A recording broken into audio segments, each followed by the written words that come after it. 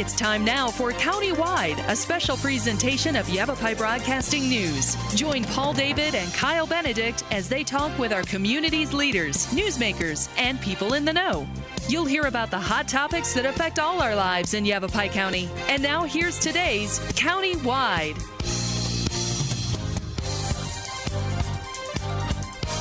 Hello and welcome to Countywide. I'm Kyle Benedict, and today we're talking about the unmanned aircraft courses that are being offered at Yavapai College. Part of the small UAS unmanned aircraft system. They have multiple courses right now working on getting a program together as well. And I'm joined together with Yavapai College Associate Dean of Career and Technical Education, Carla Phillips, and co-owner of Swift Radio Planes, Stephen Raley.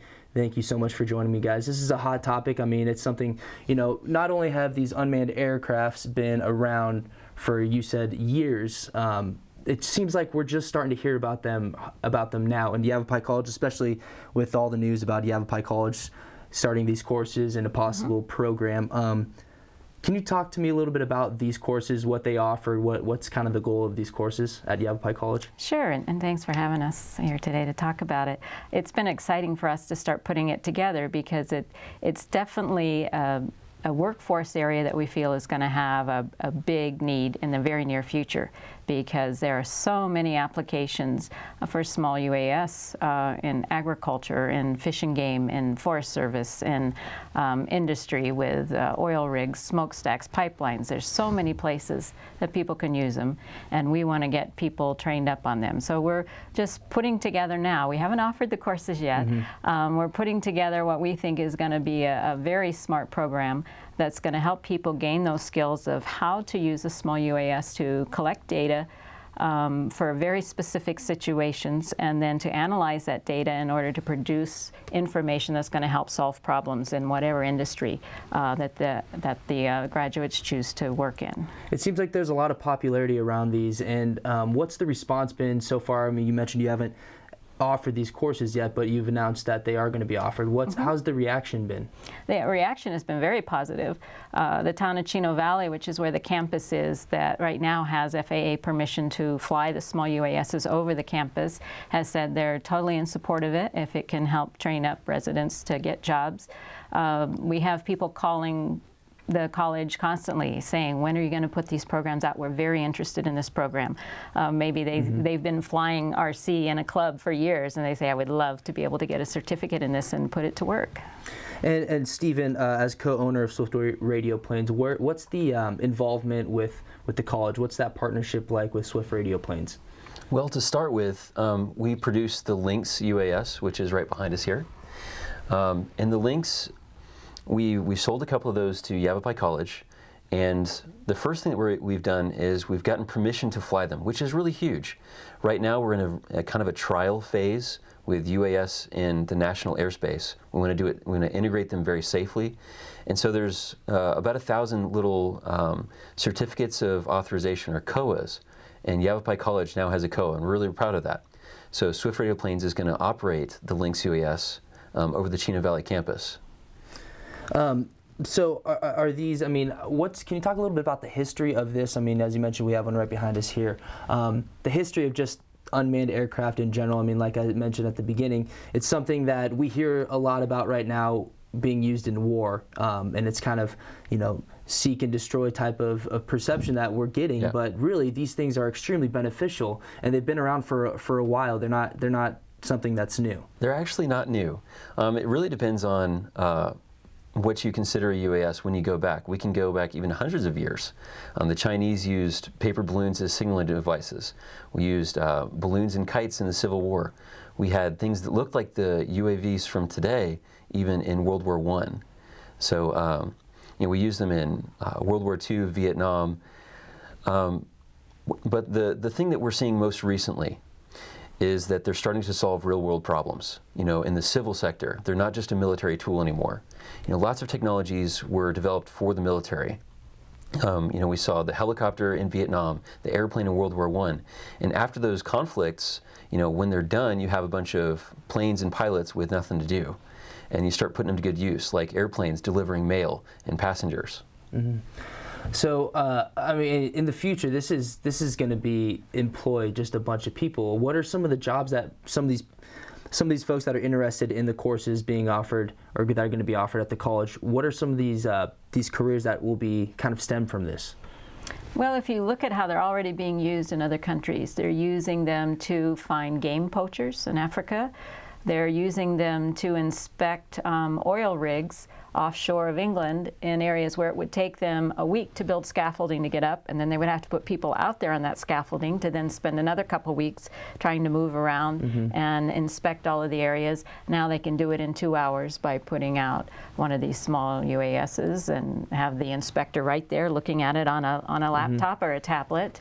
And they don't have to close down the flues or the smokestacks, right, which are very hot. Yeah. They can still take a look at it without shutting down production.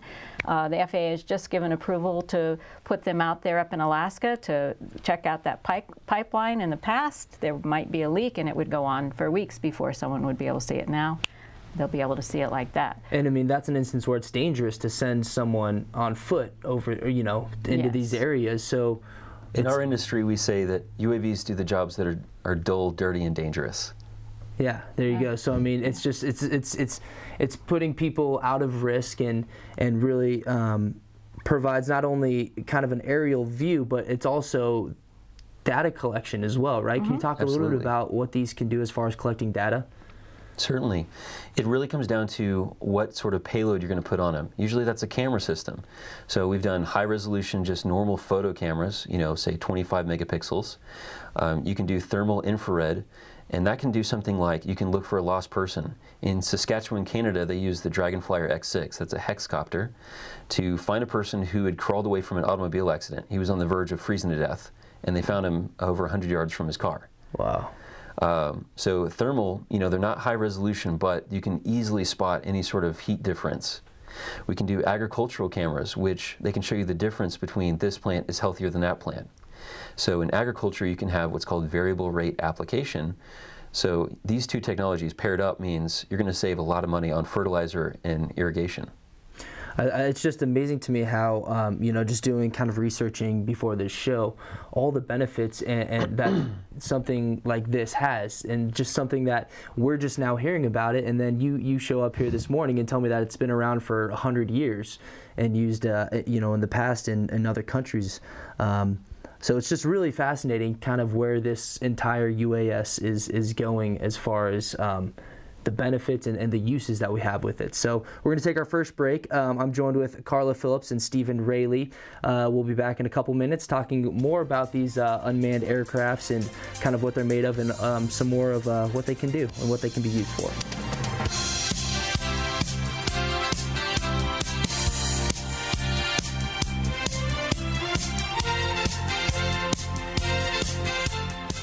So I just moved in with this family, and it's embarrassing. The little one, he likes to go outside and crawl around in the giant litter box. I don't know what he's doing.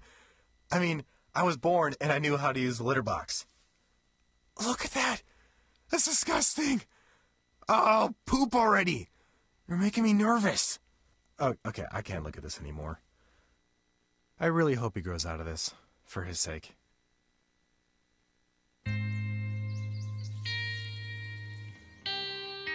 Time to wake up.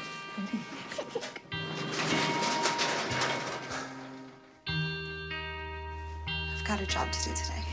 I've got a job to do today. Don't forget, you've got a job to do today.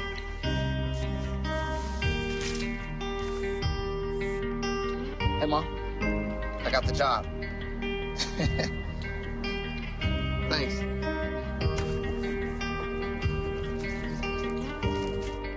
Got the job. Welcome aboard.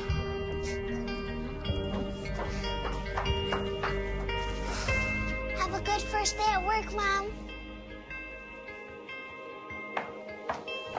Your donations to Goodwill fund job training programs right in your community. Feels good to start fresh, right?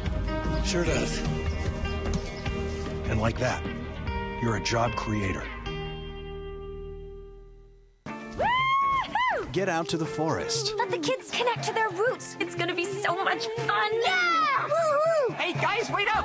And discover the wonders of nature with your family.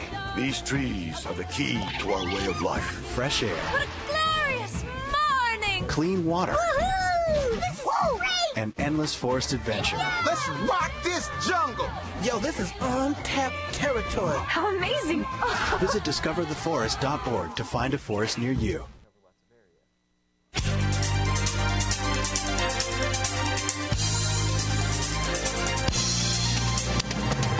Welcome back to Countywide. I'm Kyle Benedict, joined with Carla Phillips, the Yavapai College Associate Dean of Career and Technical Education and co-owner of Swift Radio Planes, Stephen Raley. And we're talking about unmanned aircraft, Yavapai College, their new courses that they're offering as well.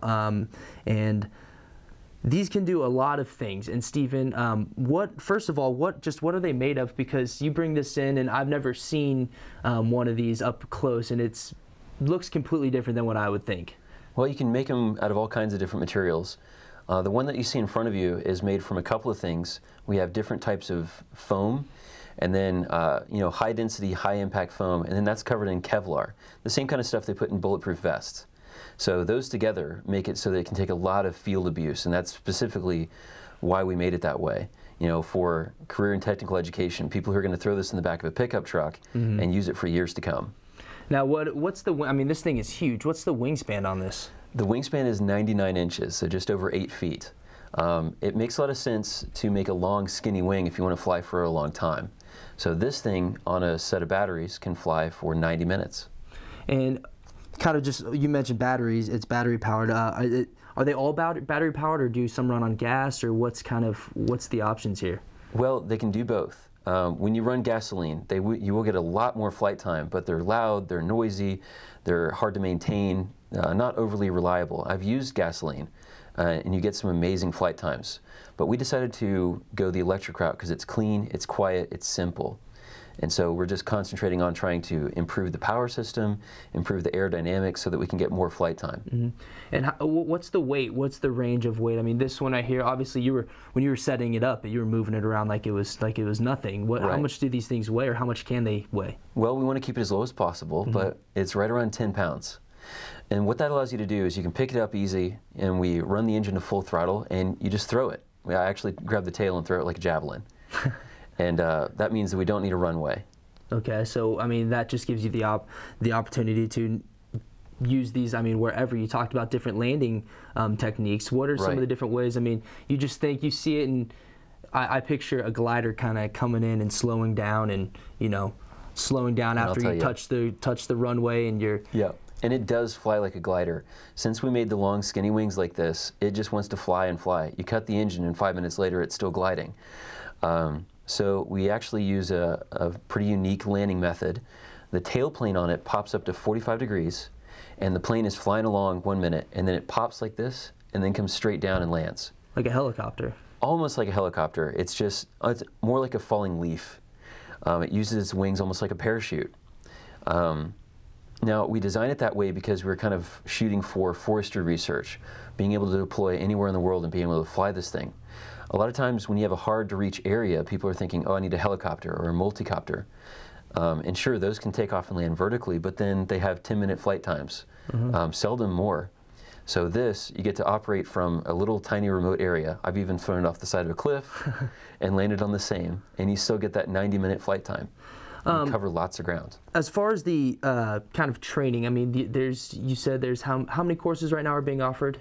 Or going to be offered at Well, Yavapai what we College? have right now is we have 6 that are already developed. We're working on, I think, 4 or 5 more. And so the courses include things like, well, of course, an intro and overview of it, where it can really familiarize the students with what this whole industry is, a lot of the questions that you're asking today. And then we're going to get them comfortable with rules and regulations and how to get a COA. We want them to understand the aerodynamics. So we create a lab where they work from start to finish with both a fixed wing wing and a multi-rotor on putting together a small model so they understand how it works, how to put the payloads in, how to set up the packages so they might be able to repair and take care of one if they have it out in the field working and something goes wrong.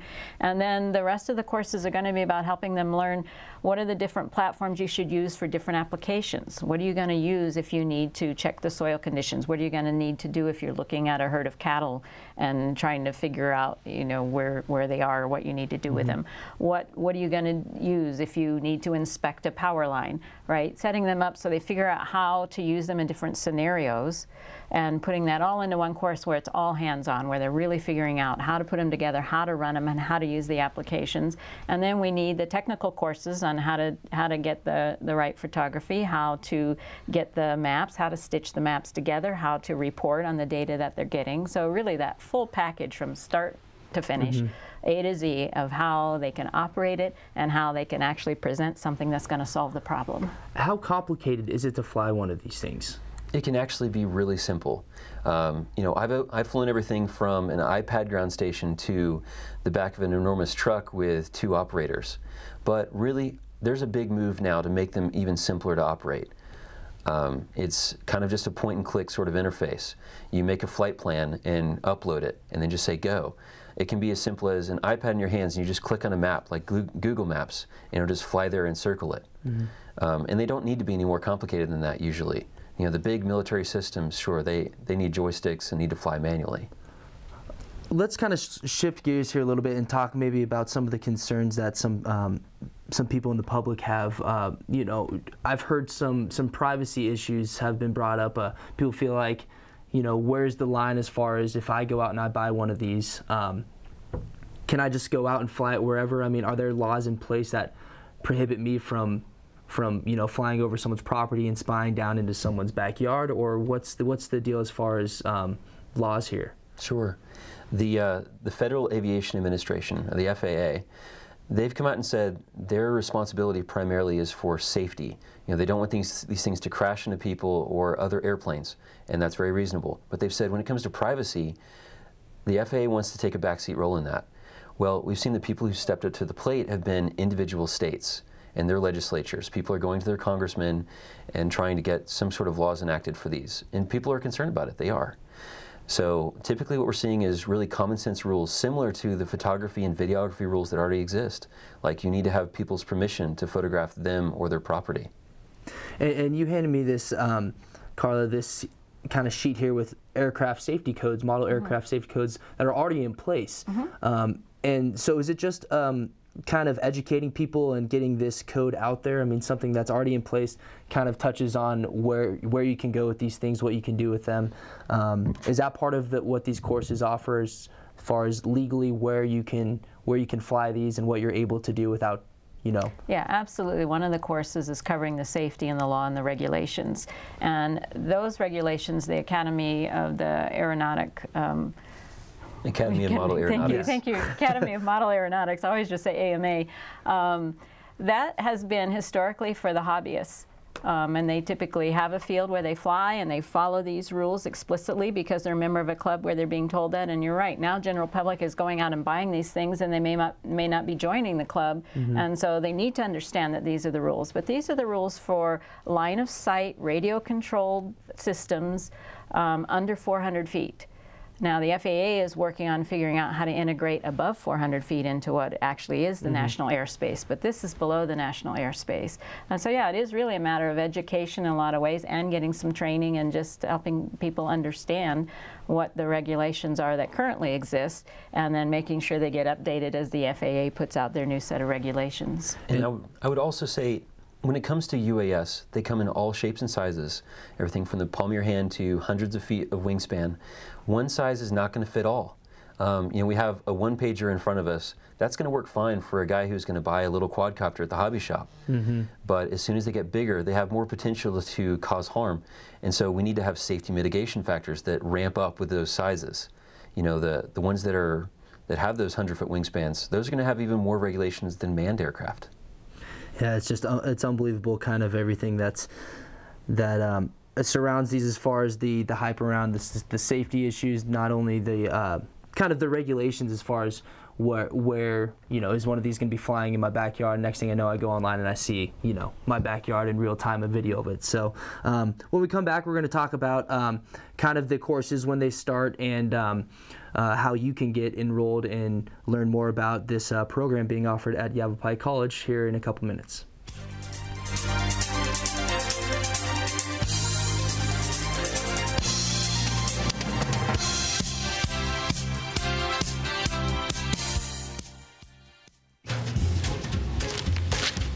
Really?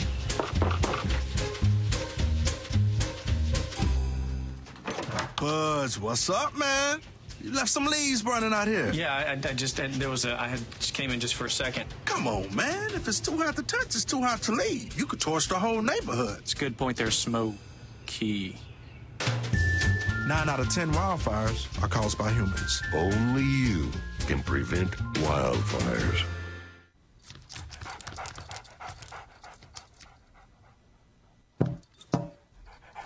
There's a shelter pet who wants to meet you. Meet one today. Visit theshelterpetproject.org. Adopt.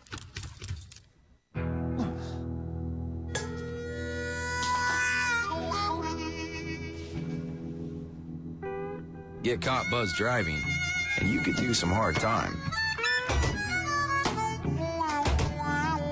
Craig, knock it off. Sorry, Mom. It could cost you around $10,000 in fines, legal fees, and increased insurance rates. And that could set you back a few years. Buzzed, busted, and broke. Because buzz driving is drunk driving. We finally bought a place. You seriously have enough saved to do that? We've been putting a little aside each month. At the end of the month, we have nothing left to save. How is my account overdrawn? When it comes to financial stability, don't get left behind. Get tools and tips for saving at feedthepig.org. Good one, son. Last summer, my new dad took me on vacation. First, we went deep sea fishing. Wow! I'm so proud of you, son. And then we went on Thunder Shark. That was awesome! Let's go again. 3 times. I gotta say, it was pretty cool. You don't have to be perfect to be a perfect parent. Thousands of kids in foster care will take you just as you are. Oh, not again.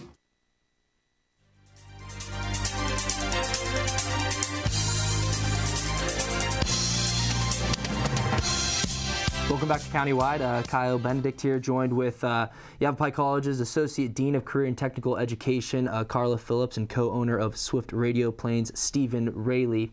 So when do you guys plan on offering these courses, and when can people start enrolling in them? Well, our goal is to have 1 or 2 introductory courses ready for the spring schedule. So we'll see if we're able to meet that goal, and then have a full program ready to roll in fall of 15. So just, if folks look at the website, www.yc.edu/CTE, just take a look and see, and when they see them in the schedule, they can start enrolling. Okay, great.